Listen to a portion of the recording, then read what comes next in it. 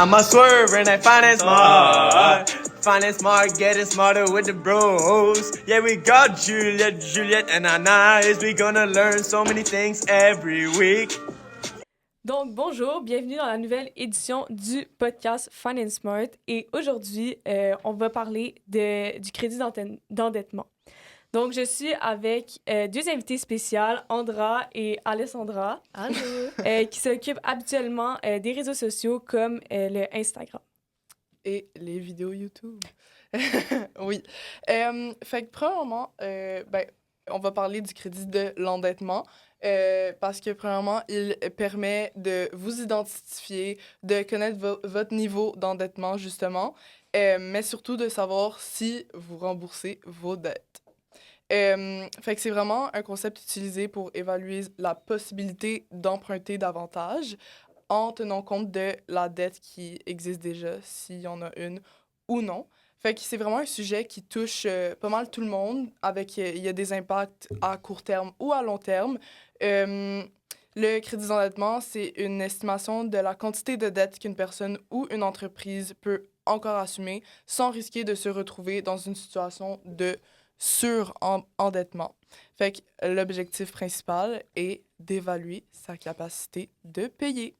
Donc, Juliette, est-ce que tu pourrais nous parler un peu de c'est quoi le crédit? Je sais que tu en as parlé un peu dans un autre podcast, mais juste nous rappeler un peu.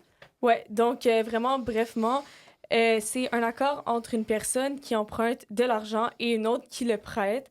Donc, c'est vraiment toujours avec l'engagement de le rembourser plus tard. C'est vraiment important. Donc, voilà. Mais pourquoi les gens ils décident d'emprunter de l'argent? Il y a vraiment plusieurs raisons. Je vais en nommer quelques-unes. Donc, premièrement, il y a vraiment financer les achats importants. Donc, on sait que l'achat d'une maison, c'est vraiment un gros achat.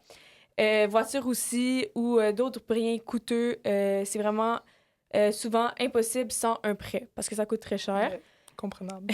Aussi, il y a gérer les imprévus. Donc, un prêt ou une marge de crédit peut aider à couvrir des dépenses urgentes comme des réparations ou des frais médicaux. Donc, c'est vraiment des trucs que, tu sais, on peut pas savoir d'avance. On a aussi investir dans l'éducation. Donc, un prêt étudiant permet de financer des études et d'améliorer ses perspectives de carrière. Donc, très intéressant de faire ce genre de prêt. Et toi, Andra, est-ce que tu connais d'autres raisons? Oui, j'en ai quelques-unes aussi, comme par exemple le fait de développer une entreprise, parce que les entrepreneurs, ils empruntent souvent de l'argent pour démarrer ou développer leur activité. Aussi, le fait de profiter d'opportunités d'investissement, parce que certains entrepreneurs, encore une fois, pour investir dans l'immobilier ou d'autres actifs, ils génèrent un rendement supérieur au coût d'emprunt. Et un autre, c'est le fait d'établir un historique de crédit. Fait qu'utiliser le crédit de manière responsable, ça va aider à bâtir un bon dossier de crédit, ce qui facilite l'accès à d'autres financements à de meilleures conditions et ça te rend vraiment plus crédible. OK, très intéressant. Sinon, y a-t-il un moyen que le crédit genre, peut impacter notre vie? Bien sûr. C'est vraiment, il faut que tu aies une gestion responsable du crédit parce que ça va permettre d'améliorer ton score de crédit, ce qui réduit le coût des emprunts. Fait que c'est vraiment important parce que tu veux pas augmenter ça. Aussi, adopter de bonnes habitudes financières comme vivre selon ses moyens, rembourser ses dettes de façon réfléchie et régler toutes ses factures à temps, y compris les paiements minimums des cartes de crédit. Ça aide vraiment à renforcer son dossier financier.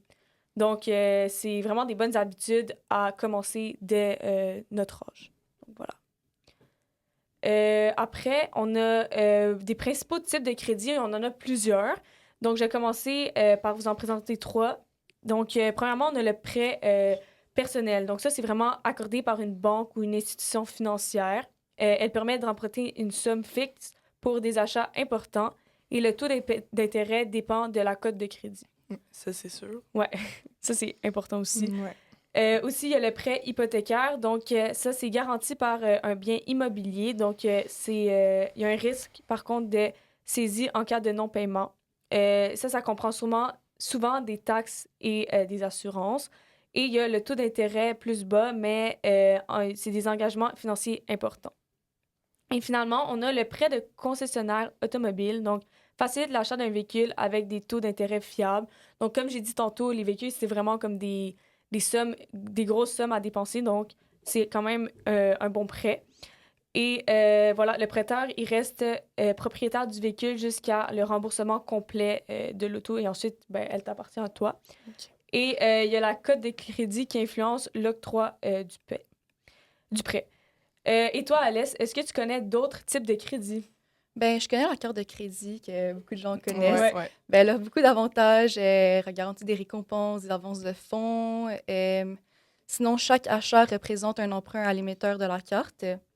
Et aussi, on a le prêt sur le salaire. Donc, c'est une avance d'une partie du salaire remboursable au prochain versement. Il y a des taux d'intérêt et des frais très élevés, mais c'est un accès rapide aux fonds. Et il y a quand même des risques élevés sur le surendettement, mais c'est ça. OK. Ok. Très intéressant. Ouais, j'ai entendu que l'endettement, c'est comme une arme à double tranchant, vraiment. Est-ce que tu pourrais nous en parler un peu plus, s'il te plaît, Juliette? Bien sûr. C'est très facile de passer d'un crédit utile à un endettement problématique. Donc, comment Ouais. ça se passe d'habitude? C'est que au début, tu fais une utilisation raisonnable du crédit. Donc, le crédit sert à financer des dépenses importantes, comme on a dit, avec un remboursement géré sans difficulté. Mais là, plus ça avance, plus tu accumules progressivement des dettes. Donc, on veut vraiment éviter ça. Ouais. Fait qu'on commence à financer des dépenses courantes avec du crédit, à multiplier les emprunts et à ne payer que le minimum sur les cartes de crédit.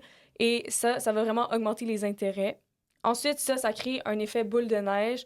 Donc, vraiment, l'endettement devient difficile à gérer. On emprunte pour rembourser d'autres dettes.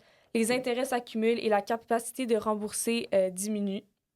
Donc, là, c'est là que ça arrive, l'endettement problématique. On veut vraiment essayer de ne pas se rendre là. Donc, ça, c'est vraiment l'incapacité à rembourser. Tu vis vraiment beaucoup de stress financier, ce que tu vas nous parler tantôt aussi. Ouais. Les impacts sur la qualité de vie, recours à des solutions comme la consolidation de dettes ou, dans les cas extrêmes, la faillite. Donc, on essaye de ne pas se rendre là. Non. Ouais, fait que c'est ça. Et aussi, il y a beaucoup de facteurs qui influencent l'endettement, vraiment qui ne sont pas à notre contrôle. Donc, des fois, il y a des pertes d'emploi, malheureusement, problèmes de santé aussi, accumulation des dettes en partie, comme j'ai dit, les achats impulsifs, donc la surconsommation. Comme nous, admettons, on peut vite tomber dans un endettement si on consomme trop parce qu'on n'a pas des gros revenus. Donc, C'est voilà. ça. C'est pour Donc, ça que c'est important d'en parler en ce moment. Qu'on exactement. apprenne depuis qu'on est jeune. Voilà, c'est ça. Donc, Andra, je sais que tu t'es informée sur les risques et les conséquences. Après tout ce que j'ai dit, je pense qu'on en aurait besoin un peu. Donc, est-ce que tu peux nous donner quelques exemples? Ouais, c'est sûr que justement, c'est très important d'être informé parce que c'est sûr, on sait tout un peu que les dettes, c'est pas bien, mais c'est sûr qu'il Il nous manque un peu d'informations. C'est exactement. Fait que, premièrement, on a les difficultés à honorer les paiements mensuels. Donc, si notre ratio d'endettement est élevé, ben, ça veut dire qu'on dédie on va devoir dédier une part trop importante de notre revenu au fait de rembourser les dettes.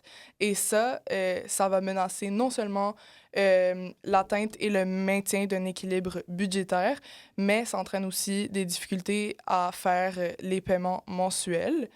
Et d'ailleurs, je ne sais pas si vous le savez, mais tout retard peut causer des répercussions négatives sur notre historique de crédit et ça peut rester dans notre dossier de crédit pendant de 5 à 6 ans. Fait que, tu sais, Ouais, ça reste j'avoue, avec toi pendant vraiment longtemps. Tu veux éviter ça. Je savais Non. pas, c'est vraiment intéressant. Ouais. Ben, moi, j'ai entendu que ça cause quand même beaucoup de limitations d'endettement futur. Est-ce que tu pourrais nous en parler plus? Oui, c'est sûr. Fait que dans le fond, le ratio d'endettement élevé, ça restreint la capacité à faire de nouveaux emprunts parce que tu diminues ta crédibilité, dans le fond.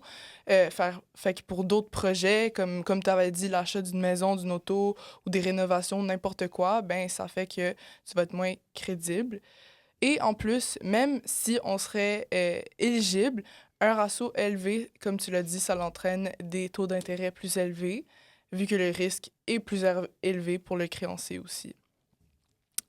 Ensuite, un autre impact et un gros risque, c'est justement la réduction des opportunités d'épargne et d'investissement, ce qui est très important dans les finances, surtout avec l'inflation. Il faudrait toujours essayer d'épargner le plus possible. Fait que, disons, si le niveau d'endettement était plus bas, ben, les fonds consacrés actuellement au remboursement des dettes, ils auraient pu être utilisés justement vers l'épargne ou l'investissement. Et ça leur a offert des opportunités de rendement à long terme, ce qui est des évolutions d'un investissement, justement, ainsi qu'une meilleure sécurité financière. Donc, on est en train de manquer sur ces opportunités. Très bien expliqué, merci. Moi aussi, j'avais entendu quelque chose d'autre, c'est que ben, une des conséquences, c'est que le crédit, ça peut vraiment amener des stress financiers. C'est sûr. Donc, vivre avec un niveau élevé d'endettement, ça, comme je viens de dire, ça crée des stress financiers persistants. Donc, cette situation peut dérégler la concentration au travail, même une vie de couple ou de famille, et aussi le sommeil. Donc, vraiment, il faut éviter ça parce que Ouais, c'est pas le fun à ça vivre. chamboule tout ton quotidien. Ouais. Et justement, parler du quotidien, ça a l'impact sur la qualité de vie parce que, par exemple, il faut faire des choix très difficiles en matière de dépenses. Par exemple, tu sais, quand tu vas acheter de quoi, quelque chose au marché, tu vas chercher les trucs moins chers. Mais ça peut aussi limiter la capacité à profiter d'expériences amusantes qui favorisent notre bien-être, comme des voyages, des activités ou des projets de famille personnels, tout ça. Donc, finalement, le point qui est le plus à risque et qu'on ne veut vraiment pas atteindre, c'est le risque de surendettement. Donc, dans le fond, un ratio d'endettement excessif augmente le risque de se coincer dans la spirale d'endettement. Ça veut dire que plus tu as de dettes, les paiements mensuels seront plus élevés, mais ça va augmenter le risque d'un déficit budgétaire. Le déficit budgétaire, c'est quand tes dépenses, ils dépassent tes revenus. Fait que tu n'arrives pas à gérer ça. Mais l'affaire, c'est que le déficit budgétaire, il se finance souvent avec l'accès à du nouveau crédit. Mais du nouveau crédit, il augmente les paiements mensuels. Fait que c'est ça, dans le fond, la spirale sans fin. Et ça, c'est jusqu'à temps que l'accès à du nouveau crédit va devenir impossible puis que tu tombes en faillite, ce que tu ne veux pas arriver. Non, Que ça vraiment arrive. pas. Non. Parfait. Et là, c'est quoi les signes d'un endettement non maîtrisé pour, tu sais, Ouais, pour savoir un peu savoir si exact. tu t'en viens en endettement, ben, premièrement, si tu connais pas le montant total de tes dettes, c'est vraiment un problème. Sois au courant de tout ce que tu payes, tout.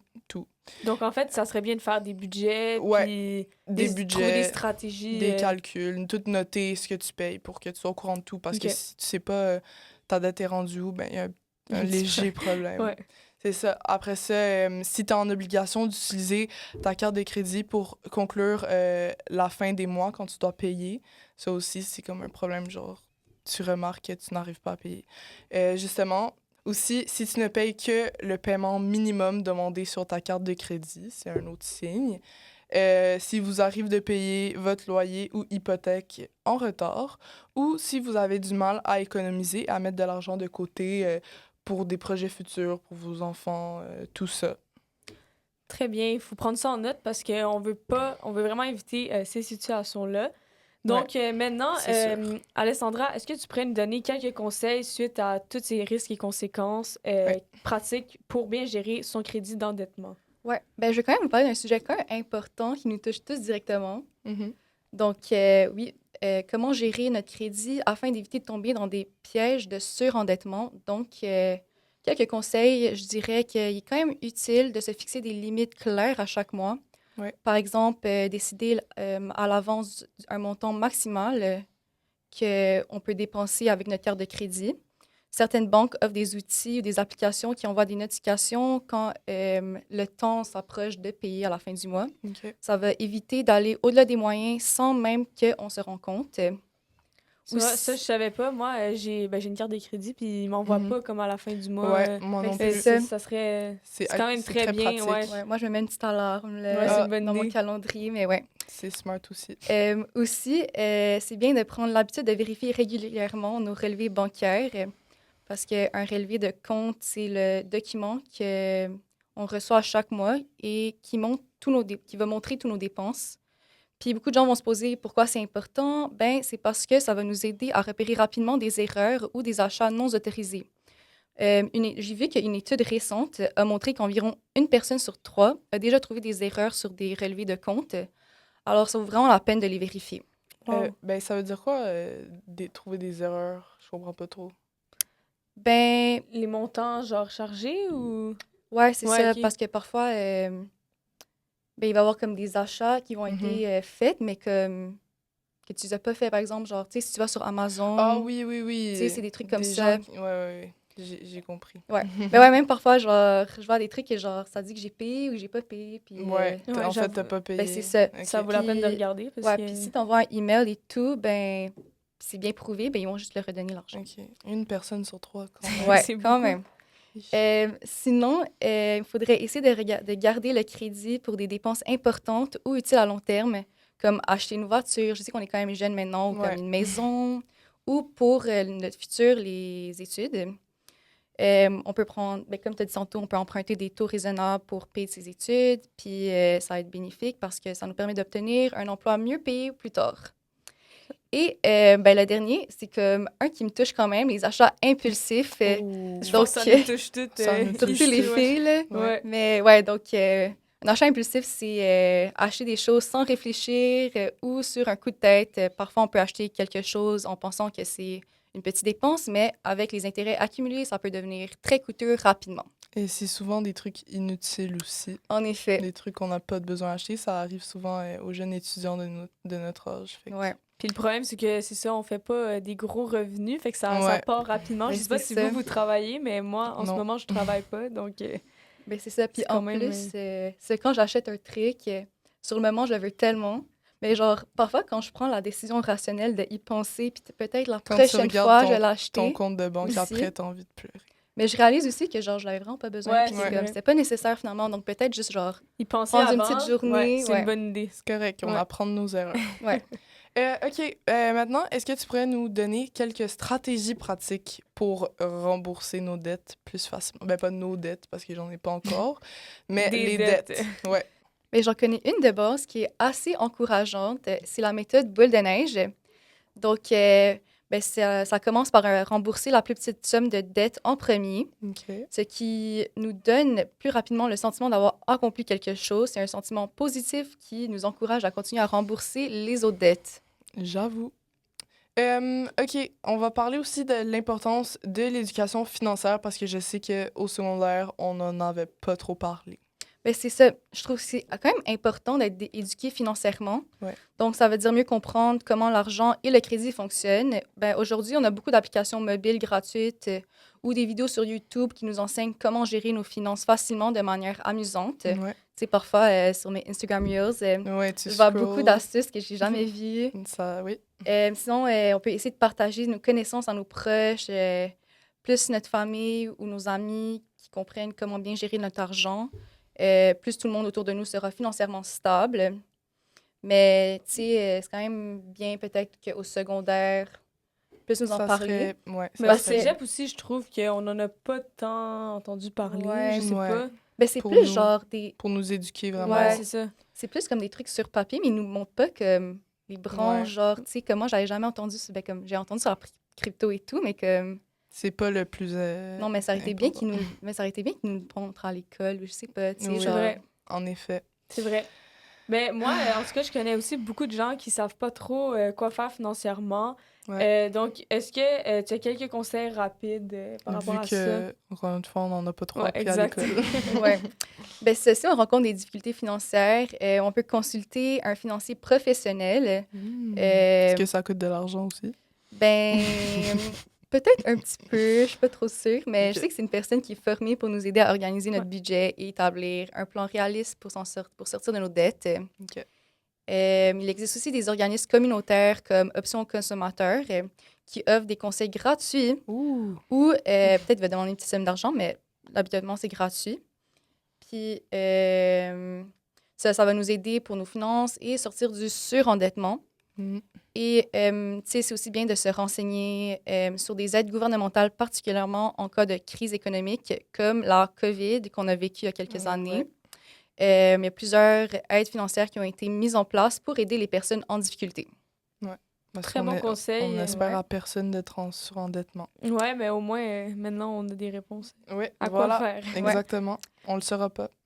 Ben voilà qu'on arrive à la fin de cet épisode consacré sur le crédit et le surendettement. On a abordé sur plein de points importants, comme définir clairement c'était quoi le crédit, en expliquant ses engagements financiers, Financier. financier, sérieux et pas simplement une source d'argent supplémentaire. On a aussi parlé des différentes façons dont le crédit peut être utile, mais aussi comment il peut devenir problématique si on le gère mal. Il a là. Et on a aussi parlé des risques de l'endettement excessif, comme le stress, que Andra en a parlé, psychologique et les conséquences sur la vie quotidienne et financière. Et C'est fou comment c'est vraiment genre un cercle vicieux. Parce que comme t'as pas assez d'argent pour payer tes dettes, tu stresses, mais tu stresses à cause que t'as pas assez d'argent Ouais. pour payer tes dettes. Puis là, Mais là, ça va recommence. juste s'empirer parce que vu que tu stresses, puis c'est ça. C'est tellement dur d'en sortir, de s'en tu sortir. veux pas Non. arriver là-dedans. Exactement. Et ben, oui, puis on a fini par parler des astuces concrètes pour mieux gérer notre crédit afin d'éviter de tomber dans des pièges. Mhm. Tu sais, c'est important de bien utiliser le crédit. Il peut même être très bénéfique, mais il faut aussi absolument le maîtriser, Ouais. l'utiliser intelligemment et toujours être vigilant à sa gestion d'argent. Ben, je vous encourage aussi de nous poser des questions sur notre page Instagram pour... Hashtag FinanceSmart. Oui, donc si vous avez des questions, juste écrivez-nous, puis ça conclut le podcast. On se revoit dans un prochain podcast. On sait pas trop encore c'est quand, mais à voir. Ça va s'en venir avec FinanceSmart, ça l'arrive toujours. Merci. Bye! Finance smart, finance smart, finance smart, finance smart, finance smart, finance smart, finance smart. Thank you for the amazing podcast.